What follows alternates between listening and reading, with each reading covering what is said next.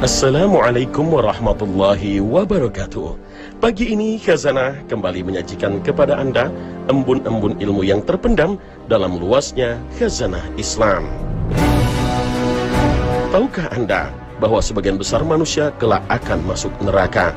Allah Subhanahu wa Ta'ala sendiri menyampaikan informasi betapa sedikitnya orang yang masuk surga dibanding yang masuk neraka. Allah Subhanahu wa Ta'ala berfirman, "Sungguh neraka jahanam akan kami penuhi dengan jenismu, iblis, dan semua orang di antara mereka yang mengikutimu." Al-Quran Surah Sad ayat 85. Nabi SAW bahkan menegaskan perbandingannya 999 dari 1000. Tentu saja ini fakta yang sangat miris bahwa manusia yang masuk surga adalah 1:1000. Setiap 1000 orang, 999 orang masuk neraka. Artinya, dari setiap 1000 orang hanya 1 orang yang masuk surga. Sisanya masuk neraka. Informasi ini bukan dari ucapan sembarang orang, tapi informasi akurat dari Nabi SAW. Tentu saja informasi ini membuat kita ngeri. Apakah kita termasuk 1 orang yang masuk surga dari setiap 999 orang yang masuk neraka? Kekhawatiran ini pula yang dirasakan para sahabat Nabi SAW ketika mendengar kabar langsung dari Rasul SAW. Imam Bukhari meriwayatkan dari Abu Sa'id bahwa Rasulullah SAW bersabda, Allah Subhanahu wa Ta'ala akan berfirman kepada Adam, "Wahai Adam." Adam menjawab, "Aku mendengar panggilanmu, aku patuh kepada perintah-perintahmu, dan semua kebaikan ada di tanganmu." Kemudian Allah Subhanahu wa Ta'ala memerintahkan Adam, "Sisihkan para penghuni neraka." Adam bertanya, "Berapa banyaknya para penghuni neraka?" Allah Subhanahu wa Ta'ala berfirman, "Dari setiap 1000 orang, ambil 999 orang." Pada saat itu, rambut anak-anak berubah menjadi uban, dan setiap wanita hamil akan keguguran secara spontan, dan engkau akan melihat orang-orang seolah-olah mabuk, padahal mereka tidak mabuk, tetapi azab Allah sangat pedih. Sampai di sini tentu para sahabat begitu sedih, begitu khawatir akan masa depannya di akhirat. Maka mereka pun bertanya kepada Nabi SAW, "Ya Rasulullah SAW, siapa di antara kita yang akan menjadi yang seorang di antara 1000 itu?" Rasul SAW menjawab, "Bergembiralah, yang 1000 orang itu adalah dari kaum Ya'juj dan Ma'juj, sedangkan yang 1 orang itu dari kalian." Sampai di sini kita tahu bahwa makhluk Ya'juj dan Ma'juj yang kelak akan dibebaskan Allah Subhanahu wa Ta'ala dari kurungannya dan akan membuat kerusakan di bumi adalah jenis manusia, bukan makhluk jenis jin atau lainnya. Kaum Ya'juj Ma'juj ini akan dibebaskan Allah setelah Nabi Isa turun ke bumi dan membunuh Dajjal, yang sekaligus menjadi tanda semakin dekatnya hari kiamat.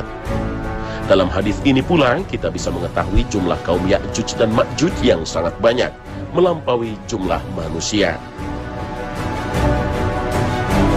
Perhatikan firman Allah Subhanahu wa Ta'ala, "Dan mereka turun dengan cepat dari seluruh tempat-tempat yang tinggi." Al-Quran Surah Al-Anbiya ayat 96. Saking besar jumlahnya sampai-sampai Nabi SAW dalam hadisnya menyatakan mereka meminum seluruh air yang ada di muka bumi, membinasakan manusia. Karena sifatnya yang bengis dan jumlahnya yang sangat banyak, sampai-sampai Allah Subhanahu wa Ta'ala menyampaikan kepada Nabi Isa alaihissalam yang saat itu memimpin kaum muslimin tidak akan mampu menghadapi mereka, sehingga Nabi Isa dan kaum muslim berlindung di sebuah bukit tanpa berani melawan. Besarnya jumlah kaum Ya'juj dan Ma'juj inilah yang membuat perbandingan manusia yang masuk surga 1:1000. Artinya setiap 1000 manusia, 999 orang masuk neraka. Dan mereka itu adalah kaum Ya'juj dan Ma'juj, karena mereka juga manusia. Sedangkan yang 1 orang adalah orang mukmin. Setelah menyebutkan siapa yang masuk neraka itu, kemudian Nabi SAW memberikan kabar gembira kepada sahabat-sahabatnya dalam sabdanya, Demi yang jiwaku berada di tangannya, aku berharap agar jumlah kamu adalah sepertiga dari penduduk surga. Para sahabat memuji dan mengagungkan Allah Subhanahu wa Ta'ala. Kemudian beliau bersabda, demi yang jiwaku berada di tangannya, aku berharap seperdua penduduk surga adalah kalian. Karena kalian dibanding umat-umat lain adalah seperti sehelai bulu putih di tengah-tengah bulu hitam seekor banteng, atau seperti bulatan tanpa bulu di kaki depan seekor keledai. Kabar yang disampaikan Nabi Shallallahu Alaihi Wasallam ini tentu sangat membahagiakan umat Muhammad Shallallahu Alaihi Wasallam, karena mayoritas penghuni surga adalah umat Muhammad Shallallahu Alaihi Wasallam.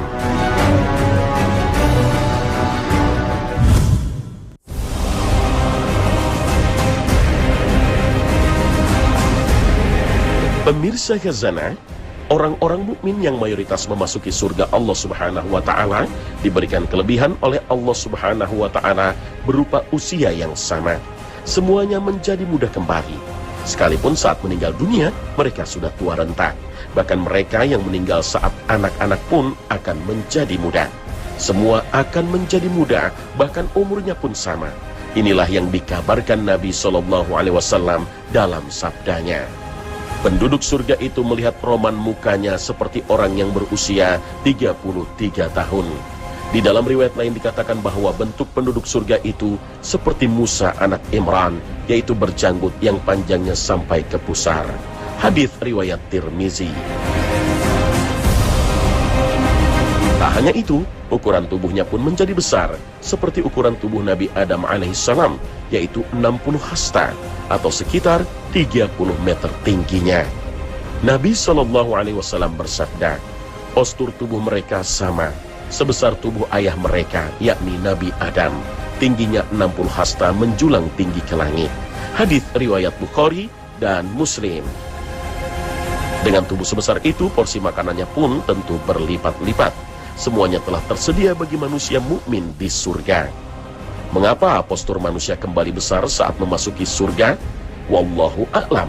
Sebagian ulama menarik hikmah bahwa agar manusia bisa merasakan kenikmatan surga lebih maksimal. Dengan postur manusia yang sangat besar setinggi 30 meter, tentu membutuhkan pintu yang besar pula untuk memasuki surga. Dan ternyata Allah Subhanahu wa Ta'ala telah menyediakan pintu surga dengan ukuran yang tidak lumrah. Rasul Shallallahu Alaihi Wasallam mengabarkan pada kita, lebar pintu surga seukuran dengan jarak antara Makkah dan kota Bosra, Suriah, atau lebih dari 1000 km.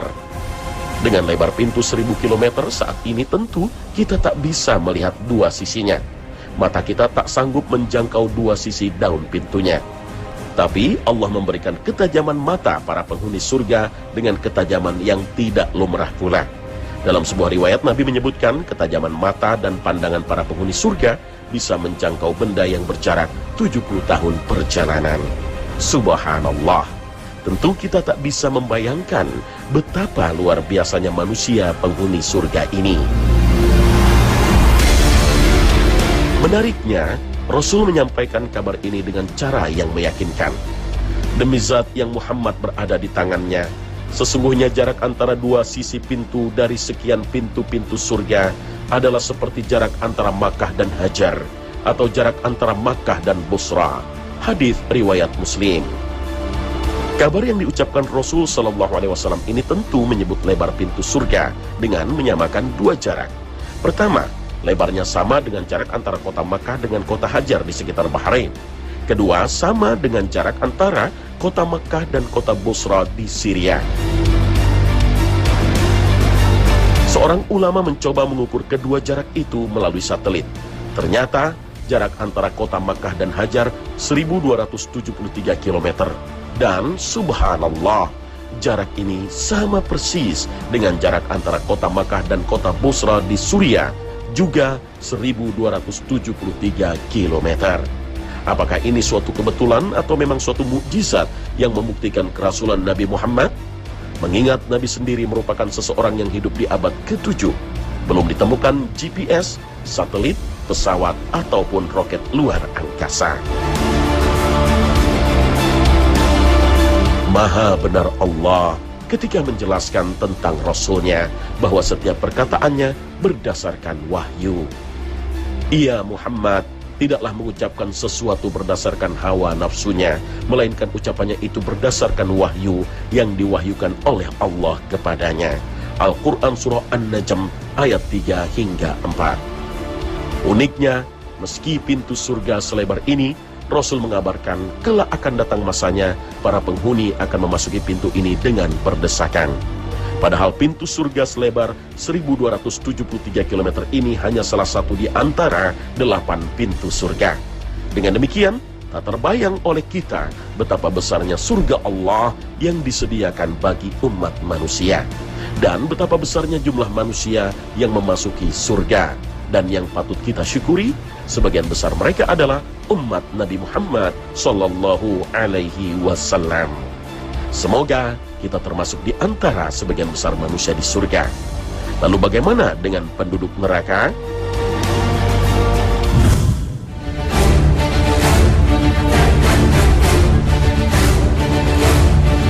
Pemirsa, ternyata kondisi penghuni neraka tak jauh berbeda dengan kondisi penghuni surga. Bahkan tubuh penduduk neraka jauh lebih besar dari penduduk surga.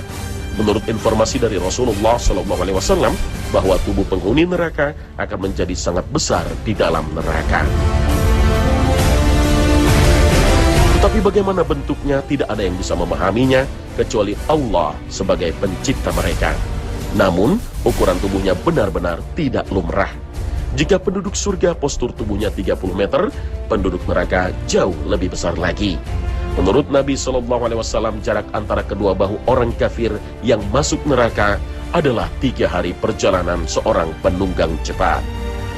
Jika ukuran bahunya saja selebar itu, bagaimana dengan tingginya? Bukan lagi hitungan meter, tapi hitungan kilo. Ratusan, bahkan bisa ribuan kilo. Abu Hurairah meriwayatkan bahwa Rasulullah SAW bersabda, geraham orang kafir itu atau gigi taring atasnya sama besarnya dengan bukit Uhud dan tebal kulitnya sama dengan 3 hari perjalanan. Hadis riwayat Muslim. Keterangan lebih rinci disampaikan Rasul SAW melalui riwayat Abu Hurairah. Kulit orang kafir itu 42 hasta tebalnya. Gerahamnya sebesar Uhud, sedangkan ruangan yang diperlukannya sama dengan jarak antara Mekah dan Madinah. Hadis riwayat Tirmizi. Lalu mengapa orang-orang kafir di neraka diberikan ukuran tubuh sedemikian besarnya? Penambahan ukuran badan orang-orang kafir neraka dimaksudkan agar menambah azab dan siksaan yang akan mereka terima nanti. Imam An-Nawawi menjelaskan, semua ini dimaksudkan untuk memperbesar penderitaan, dan semua ini bisa saja dilakukan Allah Subhanahu wa Ta'ala. Kita harus mempercayainya karena Rasulullah sendiri yang menginformasikan hal itu kepada kita. Na'udzubillah. Semoga kita tidak termasuk orang yang memiliki tubuh seperti itu kelak di akhirat.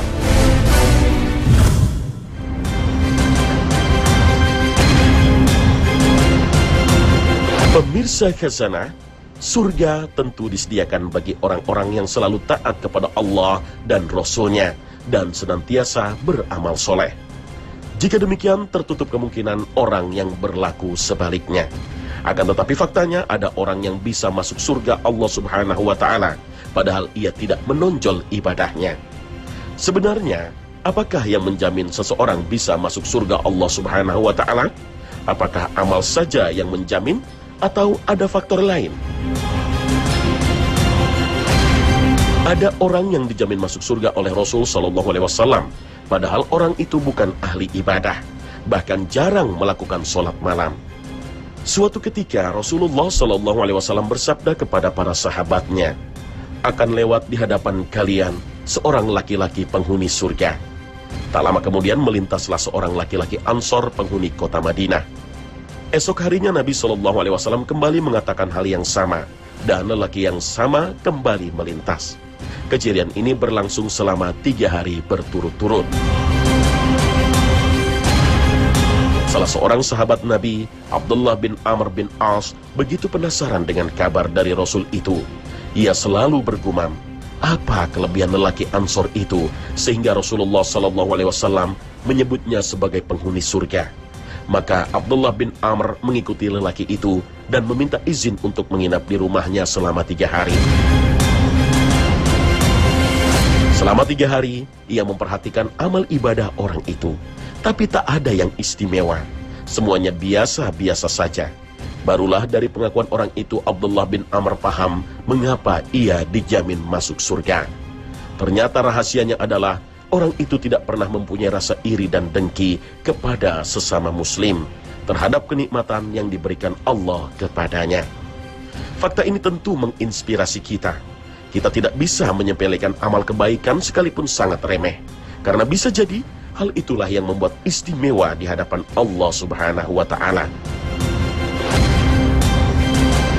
Kita tidak akan pernah tahu apakah amalan di dunia yang berbuah surga.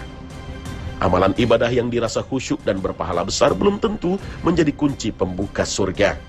Nabi SAW justru menyebutkan seorang bisa masuk surga karena sebuah amalan kecil. Sahabat Abu Hurairah berkata bahwa Rasulullah SAW bersabda, ada seorang laki-laki yang melewati ranting berduri berada di tengah jalan. Ia mengatakan, demi Allah, aku akan menyingkirkan duri ini dari kaum muslimin sehingga mereka tidak akan terganggu dengannya. Maka Allah pun memasukkannya ke dalam surga. Hadis riwayat Muslim. Kisah ini menjelaskan luasnya rahmat Allah Subhanahu wa Ta'ala dan agungnya pahala yang disiapkan buat hamba-hambanya yang beriman. Allah Subhanahu wa Ta'ala memasukkan laki-laki tersebut ke dalam surga meski amalannya hanya menyingkirkan gangguan dari jalan kaum muslimin. Seseorang masuk surga sesungguhnya karena fadilah Allah Subhanahu wa Ta'ala, tidak semata karena amalan yang diperbuat. Rasulullah SAW pernah bersabda, dekatkanlah diri kalian kepada Allah Subhanahu wa Ta'ala dan tepatilah kebenaran.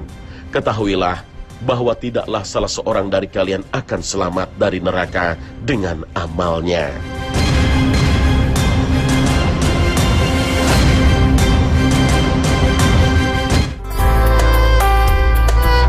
Terkait dengan faktor penentu seseorang masuk surga, Rasul SAW bersabda, amal seseorang tidak akan memasukkan seseorang ke dalam surga. Engkau juga tidak, wahai Rasulullah? Tanya beberapa sahabat. Beliau menjawab, aku pun tidak.